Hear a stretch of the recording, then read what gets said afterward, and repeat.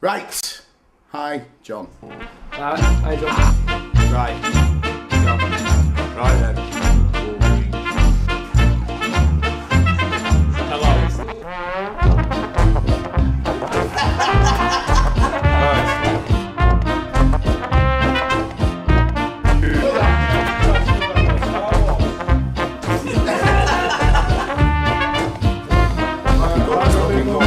Oh yeah, me too.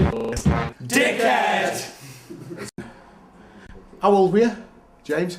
14, I think. 14, yeah, we decided to take James on a night out and decided to take him to Wigan and ended up in Maxim's. And I left James in your capable hands as I went off and drank a little bit more. As I came back about an hour later, I noticed James wasn't there and I asked you, where's James gone, mate? And you said, oh yeah, no, he's fine, the bouncer have taken him out. Promptly went downstairs to try and find James, who was sat on Main Street in Wigan, covered in his own sick. Isn't this meant to make John look bad, not me? Right. John. Gig. Ashton-under-Lyne, I believe it was. The Witchwood? The Witchwood, right. Playing to a load of emos. Emo kids. They fucking hated us. They absolutely hated us. So we got off stage, and your response to this was to take your top off, to put a tie around your head, to smoke a fag, and just to gently ease your trousers below your crack, and just, not just for a few seconds, but to walk around for the whole rest of the night. So, nice one, mate. Right, go on, Dave. Hi, John. I've been told to tell a story about when you got branded. We both worked at the Alton Arms, the lovely Alton Arms, and me being 16, you told me to stick this hot piece of iron on the back of your neck. So me being 16, I thought, fucking right, I'll do it. So as I put it on, all the hair on the back of your neck singed off. I'm pretty sure it went septic afterwards, and my mum and dad don't even know I did this, so there you go.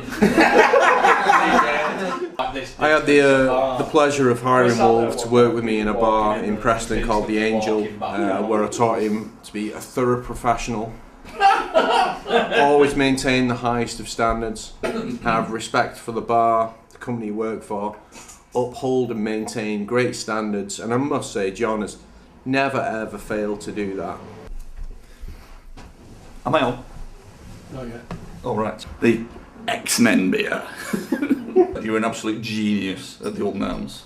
It's no wonder Pauline, who was the other one called? Jackie loved you. Because whenever we used to go and get a rounding, 10 pints of lager or whatever like that, there's £10, John. Thank you very much. £9.80 change. Nice one. Hi John, known each other a long time, and none of it I remember, because, I don't know. Yeah. He was there for the human ball. I wasn't there for the human. Yeah.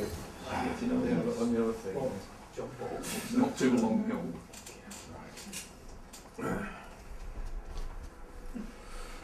Right then, Wolverine, or John, as you might now be called.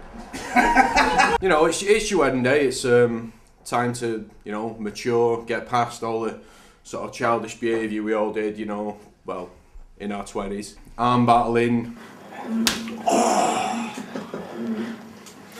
Last one, this. Oh, yes it is! Yes it is! Right there! As well as that, as things like the human bowling, which is basically you have a human bowling ball and you have human bowling pins. The funniest bit to me for that was the fact that it was about 4:30 in the morning, and we were obviously doing the human bowling thing where all the people stood in the garden in formation, like a triangle formation. I think it was you actually, John, who was about to run at the crowd of people, and then suddenly the garden gate goes and it's your next door neighbour. All he was doing was basically coming round to complain about the noise because it was 4:30 in the morning and we were all out in your garden. What he didn't expect to see was like 6 people stood in a triangular formation in the garden. And he burst through the garden gate. He was like, "It's 4:30 in the morning!" Everyone just kind of just turned like that, and it was just that motion of 10 people just turning their heads like that, not breaking formation, just still braces. Yeah, just like that. That was the best bit about it. And anyway, they went away, and then we carried on playing the game. It was fun.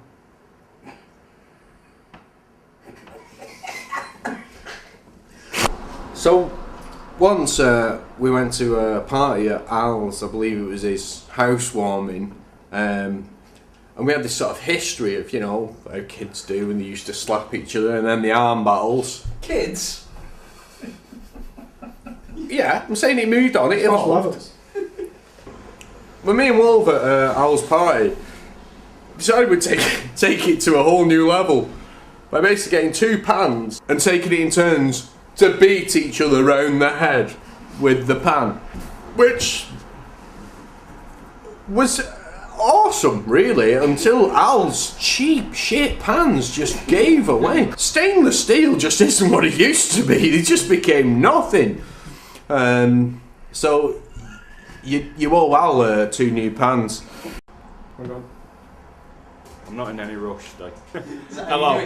Obviously, Wolf worked with me for about 18 months, I think it were. We were working down in Colchester. He was sleeping in a caravan, I was sleeping in the back of a van. He went out one night on the piss. Went out in a pair of shorts and a shirt, casual type thing. Decided they wanted to go in a club. So what does Wolf do? Instead of saying no, 1, I've got to be up in the morning, 2, I'm not dressed for it, he just stops someone that he doesn't know, just some random guy in the street, offers to buy his pants off him. I think he paid about 20 quid for these pants, and in the bargain also give the chap his shorts. Ended up with a new pair of pants. Well, I say a new pair of pants, new to him. Yeah, and off he went. Hello, greetings from Germany. Hope you're having an awesome day over there, John. And Caroline, congratulations on getting married. Sorry I can't be there, but I'll try and come over in the new year sometime. We'll catch up and have a beer, no doubt. I was supposed to think of an embarrassing story. I was going to try and find that picture I took of you when you were in the dress and you're holding a barrel glass, sat in the ladies' toilets in the Conservative Club, dressed as a lady. But I can't find it, the picture, so I'll just leave you with a sentence that you said when you came back in from, do you remember when we were practicing as the Minions, or Minions Jeffrey as we were, and Matt had just written the song G, and as you came back in you were pissing yourself with Adam, and you said, took a clear look at my cock. I'll leave you to explain that one. Have an awesome day, and hope to see you soon. Bye bye. Auf Wiedersehen. You'd have broke your legs in 1,000 pieces. What are we talking about? When we were tree diving. Oh, the tree, yeah, right. No, at the back. He tried to jump over the bench. He did, yeah. At the back of the Connie Club on the bowling green, there's these massive fern trees that are about 20 feet tall. Behind them on the side of the bowling green, there's like a bench, and we were using that as like a step up to jump through these bushes and land on the other side into the sort of garden area. But what you did, you took a full run up across the full length of the bowling green, and I don't know what went wrong exactly, but I don't know what went wrong. Where your foot's meant to go up onto the bench, it didn't, and you just ran straight through the bench. And I was stood on the other side, waiting for you to hurtle through these ferns. And all I saw was that these are the fern trees. They're like that, and all I heard was, and then I just saw this. And then we went round and you split this bench, and bear in mind it was a big, thick kind of park bench that you'd split clean into. Christ knows how you did it, but. Oh no, Jake, shins first. Shins first. The power of cider. The power of cider. Is it still on? Yeah, it's on. Yeah, do it. Another one is me and my mate Tom was back at our house. I think Mum and Dad was on holiday. Me and John had a few friends round. We'd gone to sleep, and I think it was about 4:30, 5 o'clock in the morning. So Stevie Wonder come on the stereo outside the room, and my brother and JT coming in half naked, dancing on the bed, slapping us with bacon in the face. Cheers for that, John.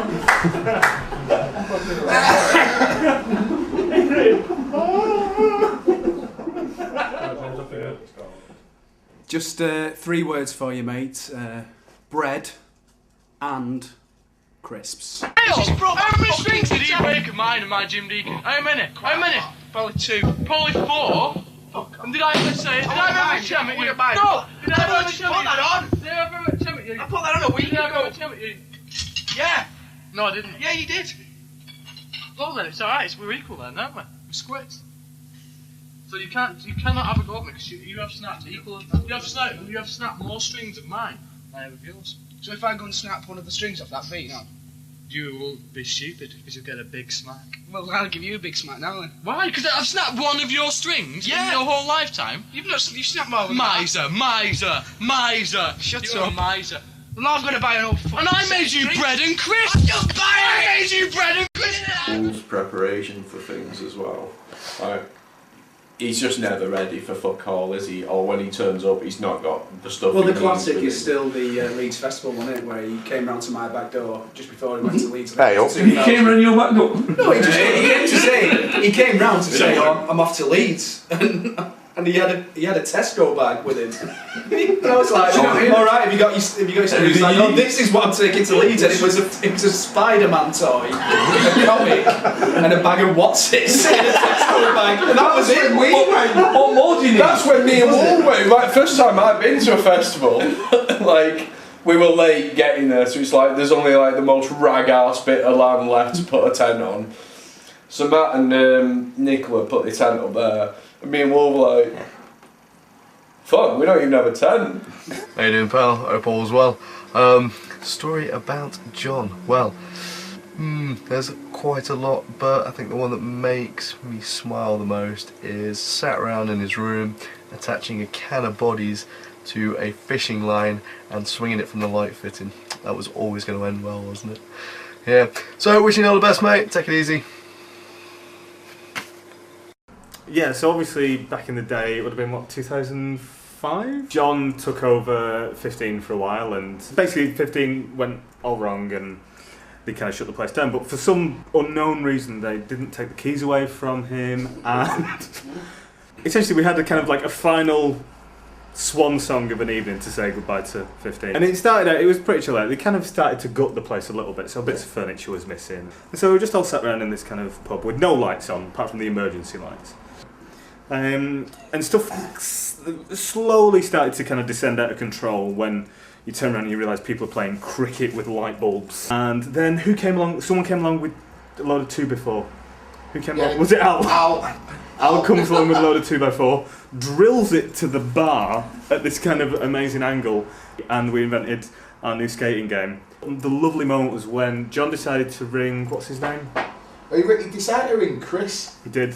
In New Zealand. New Zealand. On the company phone that's still plugged in. Unfortunately, didn't get through, which is a shame. But then for some reason the phone rang back. Yeah. And John just fucking lost it.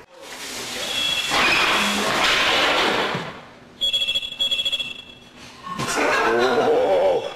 Well, we can't answer the phone because we broke it.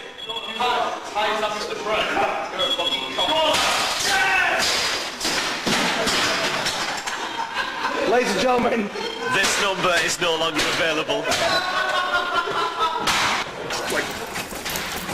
Raging at this phone, throwing it across the bar and like stamping up and down on it, and just went insane. And that is my fondest memory of John.